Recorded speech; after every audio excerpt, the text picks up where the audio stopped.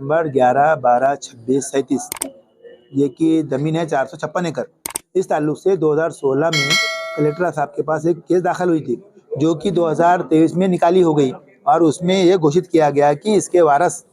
मयत मोहम्मद मोहिउद्दीन के वारस है और 6/11/2023 को फिर ली गई 1468 फिर में वो आदेश के हिसाब से लोगों के नाम लगा दिए गए 7/12 में और 9/11 को वो लोगों ने वो प्रॉपर्टी मुंबई के मनुवीर अग्रवाल, तन्वी मनुवीर अग्रवाल और सतीश चौहान ये लोगों को 9.5 करोड़ के करीब अमाउंट में बेच दी। 9.5 करोड़ के करीब रकम में बेच दी है। उसके बाद महसूल मंत्री के पास भी लेटर गए हुए हैं, वहाँ से चौकसी के आदेश आए हुए हैं, उसका पेपर में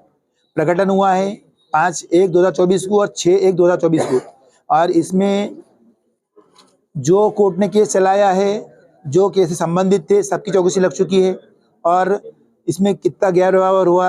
हुआ नहीं हुआ, क्या हुआ, ये सारा जनता के सामने आएगा। लेकिन जिन लोगों ने प्रॉपर्टी खरीदी है, अब ये सारी चीज़ पेपर में आने के बाद जो लोग पेपर नहीं पढ़ते हैं, शायद वो ये बाइट देखेंगे तो उन्हें ये बाइट देकर इसका संज्ञान लेना चाहिए कि यह प्रॉपर्टी कोर्ट केस में अटकी हुई है और अभी वो आदेश की बेस पे मोहम्मद मोहिउद्दीन के वारस या जिन्होंने आज खरीदी है अग्रवाल बंधु, इनकी भी है, ऐसा नहीं समझ सकते। और जैसा कि उन्होंने जो 9.5 करोड़ देकर लिए, जो पेपर से मुझे नजर आ रहा है, उसके अगेंस्ट जब उनको समझ में आ रहा है कि मैटर काफ़ी साल चलने वाला है, तो वो प्रॉपर्टी डिस्पोज ऑफ करने की कोशिश करेंगे। तो मेरी आम जनता से अपील है कि प्रॉपर्टी किसी भी कम से कम भाव में ना खरीदे, क्योंकि आगे कितने साल मैटर चलेगा ये मैं नहीं कह सकता, किसके फेवर में ऑर्डर होगा ये भी मैं नहीं कह सकता, लेकिन गरीब जनता का पैसा नुकसान ना हो बल्कि मैं कह रहा हूँ, बाकी जो व्यवहार करेंगे वो अपना खुद जिम्मेदार होगा। मेरे पास कोर्ट का अधिकृत डिक्लेयर्ड वारस पत्र है 2023 का कि मैं मया शाह मोहम्मद खान का 8वीं पीढ़ी का वारस हूँ और उसमें सारे प्रॉपर्टी के गट नंबर जो कि ये लोगों ने बेचे हैं उसके अलावा भी है, ऐसे 22 गट नंबर मेरे फेवर में लिखे हुए हैं और उस एप्लीकेशन को, उस ऑर्डर को आज तक किसी ने चैलेंज नहीं किया है और एक चैलेंज हुआ है वो पेंडिंग है और वो डिसमिस भी होकर रहेगा। 456 एकड़ है। इससे पहले भी आप मुझे कलेक्टर ऑफिस में मिला नहीं लगाए जी, कलेक्टर ऑफिस क्या बात है? कलेक्टर साहब से मेरी उस दिन के बाद आज तक कोई मुलाकात नहीं हुई। पहली चीज़ नहीं, मैंने कानूनी रास्ता इख्तियार किया हूँ, हाईकोर्ट में मैटर पेंडिंग है, डिवीजनल कमिश्नर के पास अपील पेंडिंग है, इसके अलावा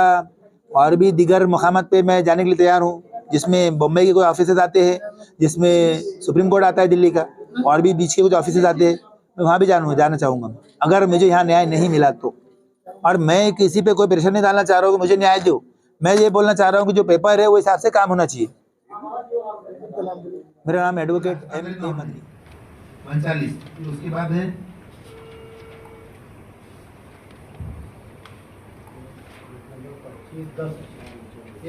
एक घट नंबर 10 है, यानी जिनके फेवर में एप्लीकेशन क्रमांक 7/7/4/2016 अलाउड हुई, उनका वो एप्लीकेशन 7/7/2016 की जमीन से कोई लेना देना नहीं है। उनका जिस चीज़ से लेना देना था उसका वारस पत्र उनको आतियार कोर्ट ने दे दिया, वो प्रॉपर्टी उनके ताबे में उनके नाम पर है। उसके बाद उनकी नीयत खराब हुई और उन्होंने ये प्रॉपर्टी में ऐसा घोल करी। अब इसमें कौन शामिल है कौन नहीं शामिल है ये कोर्ट डिसाइड करेगा, मैटर कोर्ट में पेंडिंग है। और मेरे इस पत्रकार परिषद से मैं फिर से निवेदन करना चाहूँगा, ना मैं किसी कोर्ट को समझाना चाह रहा कि मैं सही हूँ और ना मैं किसी को डराना चाह रहा कि मैं ये कर रहा या मैं वो कर रहा, लेकिन मैं आम पब्लिक को ये सूचना देना चाह रहा हूँ कि ये जिन लोगों ने ज़मीन खरीदी है वो 5 जनवरी 2024 और 6 जनवरी 2024 को जो पेपर में आया है उससे डर कर ये प्रॉपर्टी अब मासूम जनता को औने पौने भाव पे बेचना चाहेंगे कि भाई 15 लाख में ले लो, 1 करोड़ में ले लो। तो आम पब्लिक इसका शिकार नहीं होना, क्योंकि ये लड़ाई में भी सुप्रीम कोर्ट तक जाने के चांसेस मुझे नज़र आ रहे हैं। तो आम पब्लिक को मेरी यही विनती है कि 17/10/2023 के आदेश के ऊपर भरोसा करते हुए है और खरीदी खत को सच समझते हुए, सही समझते हुए